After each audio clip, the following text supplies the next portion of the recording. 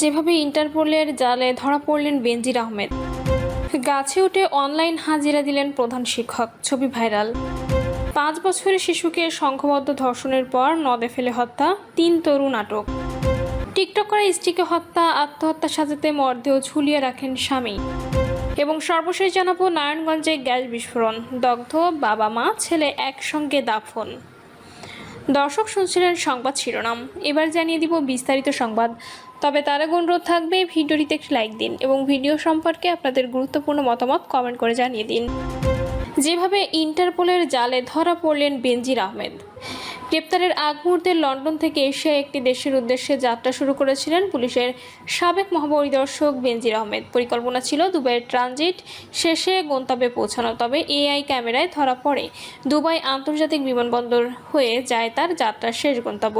বিমানবন্দরের আধুনিক এআই ভিত্তিক ফেস রিকগনিশন প্রযুক্তিতে শনাক্ত হওয়ার পর ইন্টারপোলের তথ্য ভান্ডার মিলিয়ে তাকে গ্রেপ্তার করে দুবাই পুলিশ। বাংলাদেশ পুলিশ সদর দপ্তরের সূত্রে তথ্য নিশ্চিত হওয়া গেছে, এ সময় তার কাছে থাকা বাংলাদেশ, পর্তুগাল এবং সংযুক্ত আরব আমিরাতের 3টি পাসপোর্ট উদ্ধার করা হয়েছে। এর আগে 2024 সালের 4 মে শাহজালাল আন্তর্জাতিক বিমানবন্দর দিয়ে দেশ ত্যাগ করেন বেনজির আহমেদ। পরবর্তীতে তার ও তার পরিবারের সদস্যদের বিরুদ্ধে জ্ঞাত আয় বহির্ভূত সম্পদ অর্জন, সম্পদের তথ্য গোপন এবং অর্থ পাচারের অভিযোগে 4টি পৃথক মামলা করে দুদক। এসব মামলায় বেনজির আহমেদ ও তার পরিবারের বিরুদ্ধে প্রায় 74,13,39,000 টাকার অবৈধ সম্পদ অর্জনের অভিযোগ আনা হয়। দুদকের দায়ের করা মামলায় যে কোনো সময় গ্রেপ্তার হয়ে যেত বেনজির আহমেদ, সেই আশঙ্কার আগেই পরিবারসহ দেশ ত্যাগ করেন তিনি। এরপর 2025 সালের 10 ফেব্রুয়ারি দুদকের আবেদনের পরিপ্রেক্ষিতে ঢাকা মেট্রোপলিটন সিনিয়র স্পেশাল জজ আদালত বেনজির আহমেদকে গ্রেপ্তারের জন্য ইন্টারপোলের রেড নোটিশ জারি করে। রেড নোটিশের মাধ্যমে ইন্টারপোল কর্তৃক সংযুক্ত আরব আমিরাতের স্বরাষ্ট্র মন্ত্রণালয়কে গ্রেপ্তারের জন্য অনুরোধ করা হয়। আবেদনের পরিপ্রেক্ষিতে দুবাই পুলিশের জালে ধরা পড়ে 2 বছরের বেশি সময় বিদেশ পালিয়ে থাকা বেনজির আহমেদ। এদিকে দুবাই গ্রেপ্তার হওয়া সাবেক এই পুলিশের মহাপরিদর্শককে আগামী 30 দিনের মধ্যে দেশে ফিরিয়ে আনা হবে বলে জানিয়েছেন স্বরাষ্ট্রমন্ত্রী সালাউদ্দিন আহমেদ। গাছে উঠে অনলাইন হাজিরা দিলেন প্রধান শিক্ষক, ছবি ভাইরাল। সরকারের নতুন নির্দেশনা অনুযায়ী প্রাথমিক বিদ্যালয়ের শিক্ষকদের অনলাইনে হাজিরা নিশ্চিত করতে গিয়ে জীবনের ঝুঁকি নিতে হয়েছে রাঙামাটির বাঘাইছড়ি উপজেলার এক প্রধান শিক্ষককে। মোবাইল নেটওয়ার্ক না থাকায় বিদ্যালয় থেকে কয়েকশো ফুট উঁচু পাহাড়ে উঠে শেষ পর্যন্ত আম গাছের ডালে বসে অনলাইনে হাজিরা পাঠাতে হয়েছে তাকে। ঘটনাটি ঘটেছে উপজেলার রূপকারী ইউনিয়নের পাকুজ্জছড়ি সরকারি প্রাথমিক বিদ্যালয়ের প্রধান শিক্ষক মোহাম্মদ আবু তাহেরের আম গাছে উঠে মোবাইল নেটওয়ার্ক খোঁজার একটি ছবি সামাজিক যোগাযোগ মাধ্যমে ছড়িয়ে পড়লে বিষয়টি ব্যাপক আলোচনার জন্ম দেয়। জানা গেছে, সম্প্রতি সরকার সারা দেশের সরকারি প্রাথমিক বিদ্যালয়ের শিক্ষকদের জন্য অনলাইন হাজিরা কার্যক্রম চালু করেছে। নির্দেশনা অনুযায়ী প্রতিদিন সকাল 9টার মধ্যে বিদ্যালয়ে উপস্থিত হয়ে হাজিরা খাতায় ছবি তুলে হোয়াটসঅ্যাপের মাধ্যমে উপজেলা প্রাথমিক শিক্ষা কর্মকর্তার কাছে পাঠাতে হবে। সোমবার থেকে কার্যকর হওয়া এই নির্দেশনার প্রথম দিনেই বিপাকে পড়েন প্রধান শিক্ষক মোহাম্মদ আবু তাহের। তিনি জানান, তার বিদ্যালয়ে 2টি পাহাড়ের মাঝখানে প্রায় 300 থেকে 400 ফুট নিচে অবস্থিত। বিদ্যালয়ের ছাদে উঠেও কোনো মোবাইল নেটওয়ার্ক পাওয়া যায়নি।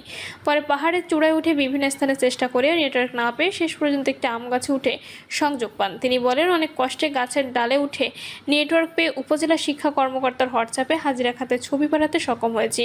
তবে কিছুটা দেরি হয়ে আমাকে ধমকও শুনতে হয়েছে। জীবনের ঝুঁকি নিয়ে এভাবে হাজিরা দেওয়ার বিষয়ে জানতে চাইলে তিনি বলেন, পেটের দায়ে চাকরি করি, চাকরি বাঁচাতে হলে ঝুঁকি নিতেই হবে।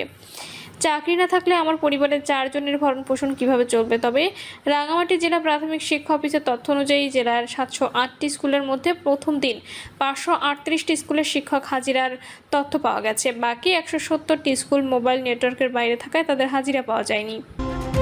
5 বছরের শিশুকে সংঘবদ্ধ ধর্ষণের পর নদে ফেলে হত্যা, 3 তরুণ আটক। ময়মনসিংহের ধোবাউড়া উপজেলায় নিখোঁজ হওয়ার মাত্র কয়েক ঘন্টার মধ্যে কংস নদ থেকে এক শিশুর মরদেহ উদ্ধারের ঘটনায় রহস্য উদ্ঘাটন করেছে পুলিশ। কদম ফুল দেওয়ার লোভ দেখিয়ে তার 4 তরুণ মিলে শিশুটিকে ধর্ষণ করে এবং পরে জীবিত অবস্থাতে কংস নদে ফেলে হত্যা করেন। এই ঘটনায় জড়িত থাকার অভিযোগে 3 তরুণকে আটক করেছে পুলিশ। তাদের মধ্যে একজন ইতোমধ্যে পুলিশের কাছে অপরাধের লোমহর্ষক বর্ণনা দিয়েছেন। শিশুটির পারিবারিক সূত্রে জানা যায়, গতকাল বিকেল 5টার দিকে ধোবাউড়া উপজেলায় নিজ বাড়ির পাশ থেকে হঠাৎ নিখোঁজ হয় শিশুটি। পরিবারের সদস্যরা সম্ভাব্য সব স্থানে খোঁজাখুঁজি করেও তার কোনো সন্ধান পাননি। পরবর্তীতে সন্ধ্যা 7:30টার দিকে বাড়ি থেকে প্রায় 500 গজ দূরে স্থানীয় লোকজন কংস নদের একটি বাঁকে শিশুর মরদেহ ভাসতে দেখেন। খবর পেয়ে পরিবারের লোকজন ঘটনাস্থলে গিয়ে মরদেহটি শনাক্ত ও উদ্ধার করেন। রোববার রাতে শিশুটির মরদেহ দাফনের প্রস্তুতি নিতে হিসেবে গোসল করাতে নিয়ে যান স্বজনেরা। সে সময় শিশুটির স্পর্শকাতর স্থানে গভীর ক্ষত দেখতে পান তারা। এই অবস্থায় দাফনের প্রস্তুতি স্থগিত রেখে তাৎক্ষণিকভাবে পুলিশকে খবর দেওয়া হয়। খবর পেয়ে দিবাগত রাত 12:30টার দিকে পুলিশ ঘটনাস্থলে পৌঁছায়। সোমবার বিকেলে ময়মনসিংহ মেডিকেল কলেজের মর্গে ময়নাতদন্ত শেষে শিশুটির মরদেহ পরিবারের কাছে হস্তান্তর করা হয়েছে। প্রাথমিক তদন্তে শিশুটিকে ধর্ষণের পর হত্যার স্পষ্ট আলামত পাওয়ায় এলাকায় অভিযান শুরু করে পুলিশ। সোমবার দুপুরে অভিযান চালিয়ে মারুফ, রাকিব ও আরিফকে আটক করে থানায় নিয়ে আসা হয়। এই ঘটনায় সংঘবদ্ধ ধর্ষণ ও হত্যা মামলা দায়ের করা হয়েছে। ঘটনার সত্যতা নিশ্চিত করে ময়মনসিংহের সহকারী পুলিশ সুপার মোহাম্মদ মিজানুর রহমান বলেন, আটক হওয়া 3 জনের মধ্যে একজনের ভাষ্য অনুযায়ী 4 জন মিলেই মেয়েটিকে ধর্ষণ করেছে, তবে বাকি 2 জন এখনও মুখ খোলেনি। এই ঘটনায় মোট 4 জন জড়িত ছিল। পলাতক অন্যজনকে আটকের চেষ্টা আমরা চালাচ্ছি। তিনি আরও বলেন, ছোট মেয়েটির সন্ধ্যার দিকে চিপস কিনে বাড়ি ফেরার পথে কদম ফুল দেওয়ার কথা বলে ওই 4 তরুণ তাকে ফুসলিয়ে নিয়ে যায়। পরে নদের পাড়ে জঙ্গলের মতো একটি নির্জন জায়গায় নিয়ে তাকে দলবদ্ধ ধর্ষণ করা হয়। ধর্ষণের ফলে প্রচণ্ড রক্তক্ষরণ শুরু হলে জীবিত অবস্থাতে শিশুটিকে নদে ফেলে দেয় তারা। টিকটক করায় স্ত্রীকে হত্যা, আত্মহত্যা সাজাতে মরদেহ ঝুলিয়ে রাখেন স্বামী। নড়াইলের লোহাগড়া উপজেলায় সুমনা ফেরদৌসী নামের এক গৃহবধূকে হত্যা করে আত্মহত্যা বলে চালিয়ে দেওয়ার অভিযোগে স্বামী লিমন মল্লিককে আটক করেছে পুলিশ। এ ঘটনায় অভিযুক্ত লিমন মল্লিক প্রাথমিক জিজ্ঞাসাবাদে স্ত্রীকে হত্যার ঘটনা স্বীকার করেছেন বলে দাবি পুলিশের। পুলিশের সূত্রে জানা গেছে, প্রাথমিক জিজ্ঞাসাবাদে আটক লিমন মল্লিক জানিয়েছেন, ঢাকায় একটি গার্মেন্টসে কাজ করার সুবাদে লিমন ও সুমনার পরিচয় হয়। 2021 সালে ঢাকাতে লিমনের দ্বিতীয়, সুমনার চতুর্থ বিয়ে সম্পন্ন হয়। পরে লিমনের দ্বিতীয় স্ত্রী সুমনাকে নিয়ে লিমন বাড়িতে চলে আসেন। সুমনাকে বাড়িতে নিয়ে আসার পারিবারিক কলহ সৃষ্টি হয়। কিছুদিন পর লিমনের প্রথম স্ত্রী তার একমাত্র কন্যা সন্তানকে নিয়ে রংপুরে চলে যান। লিমন চায়ের দোকান চালানোর পাশাপাশি কাঠ কাটা শ্রমিকের কাজ করে সংসার চালাতেন।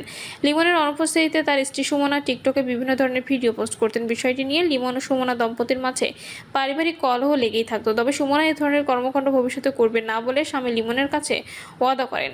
সোমবার সকাল 8টার দিকে আবারও টিকটকে কুরুচিপূর্ণ ছবি ভিডিও পোস্ট করা যায়।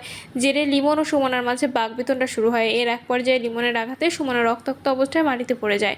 পরে সুমনাকে তার স্বামী শ্বাসরোধ করে তার মৃত্যু নিশ্চিত করে ঘরের আড়ার সঙ্গে ঝুলিয়ে দেন।